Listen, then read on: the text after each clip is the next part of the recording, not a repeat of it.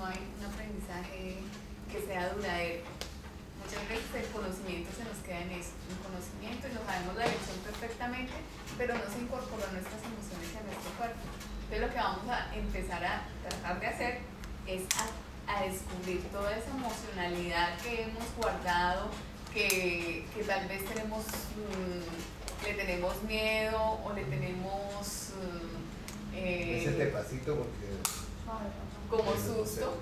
Entonces vamos a empezar a descubrirla, y nuestro cuerpo también, o sea, porque muchas veces decimos sí, pero con el cuerpo estamos diciendo no. Entonces el otro, pero ¿por qué no me cree? No, es que es un sí con no, porque es que somos muy evidentes, el cuerpo habla. Entonces la idea es que empecemos a manejar también nuestro cuerpo. Está bien. Entonces de ahora en adelante empecemos todos los días como ejercicio a pensar qué está haciendo mi mano izquierda, tomar conciencia. Eso nos ayuda a tomar conciencia del aquí y el ahora, y nos ayuda a tomar conciencia de mi cuerpo.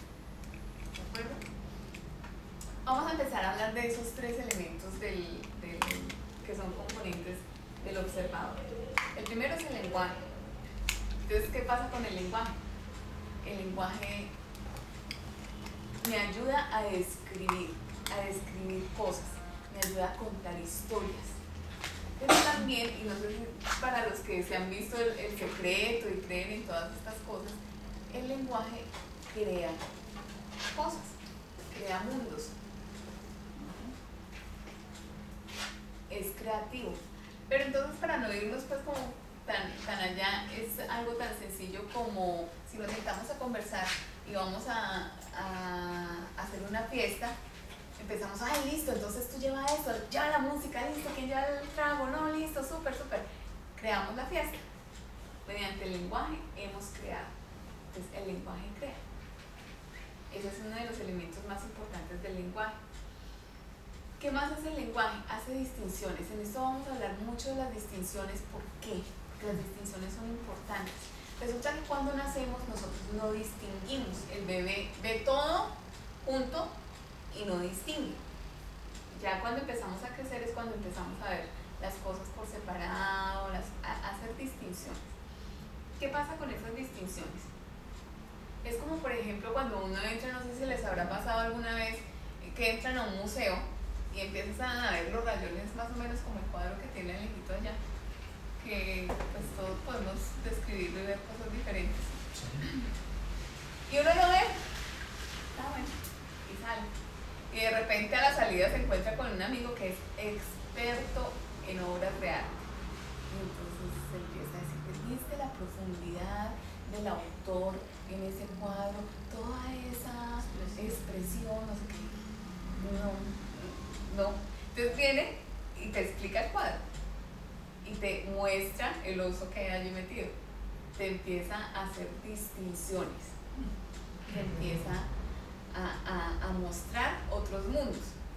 Entonces el lenguaje crea eso. Esas distinciones son importantes. Mire, por ejemplo, los catadores de vino. Uno a veces, pues, los que no somos muy conocedores a ojo cerrado, nos pasan una copa de vino blanco y una de vino tinto y le sabe igual, esa vaina es vino. Pero si usted llega a un catador, él llega y le dice que parte roble, cosecha del 87, buena cosecha. De pronto la prueba y dice, tiene unos taninos y unos frutos rojos. Fue un buen año. Sí. Y uno se queda ¡plop! Y para dónde lo mismo. Y no es lo mismo. ¿Por qué? Porque no tenemos distinciones. Y vamos a empezar a crear esas distinciones. Es importante que en nuestra vida empecemos a tener esas distinciones. ¿Qué más hace el lenguaje? Crea acciones. Por ejemplo, ¿me puedes regalar un vaso con agua? Si yo no te lo digo, no pasa nada. Pero hay una acción que se crea mediante el lenguaje. Entonces, si hay cosas que yo quiero hacer en mi vida, si hay cosas que quiero poner en acción, pues tengo que hablarlas. Porque si no las lanzo, ¿cómo las voy a crear? Por eso muchas personas dicen, tienes un proyecto, tienes un sueño, habla de él. Habla de lo que quieres. Dilo. Porque el lenguaje crea. Y entonces, para irnos un poquito más allá hacia la magia y hacia los pensamientos, las cosas, claro, tú primero tienes un pensamiento antes de tener de lanzarlo, pues de expresarlo con el lenguaje. ¿Qué pasa con las emociones? Las emociones son las que te ponen en acción. Una rabia te hace pelear, te hace de pronto golpear, te hace respetar tu espacio. Las emociones son sagradas, a las emociones no hay que tenerles miedo. Las emociones son las que me impulsan a la acción. Miren, el plan más importante, más inteligente, no se realiza si no tiene emoción. La emoción es la que hace la acción. Ningún plan inteligente reemplaza la emoción que se necesita para la acción, para hacerlo. Si por ejemplo el miedo o te paraliza o sales corriendo. Encuentras un ladrón en la calle y el miedo te hace o salir corriendo o la acción. Las emociones son importantes para la acción. Por ejemplo, no sé si a ustedes les ha pasado, pero las emociones crean mundos diferentes y es muy gracioso porque, por ejemplo, un día a alguno le ha pasado que se ha sentido enamorado y se levantan así como, como enamorados y como viendo el día tan hermoso, el sol y de repente un pajarito en la ventana y uno dice, ay, el amor es muy lindo. Yo no sé si a los hombres les pasa, a las mujeres les pasa. Ah, no, ¿no te ha pasado? Bueno, a las mujeres nos pasa, yo no sé, ¿a los hombres les pasa? Pues de pronto sí, ven las cosas de otro colorcito. Ay, le va a contar algo. Y de repente una persona enamorada de un pajarito y dice, ay, qué belleza, no, qué belleza. Pero si te levantas un día de muy mal genio y está el pajarito molestando en la ventana, seguramente ya no lo vas a ver tan lindo y tan tierno. Entonces las emociones nos ayudan a ver también el mundo de otra manera. Con las emociones también estamos viendo, estamos siendo observadores de mundos diferentes.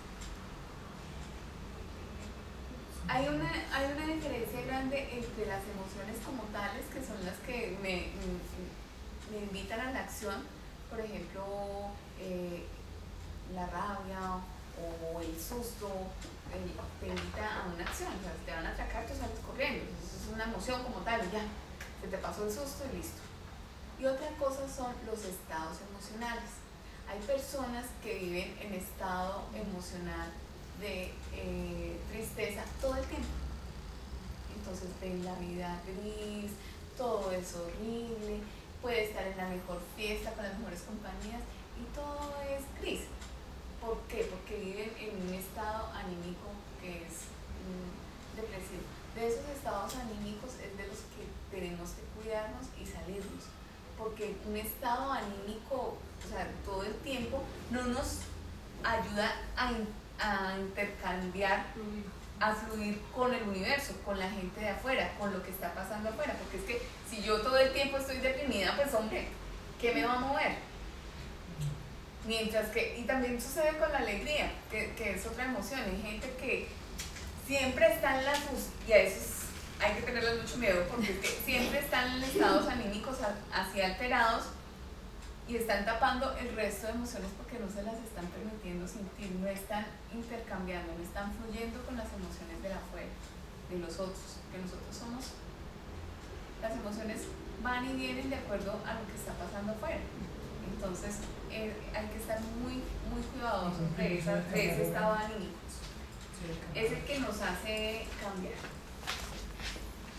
Si yo tengo un estado anímico constante, o sea, siempre estoy en un estado anímico depresivo, en un estado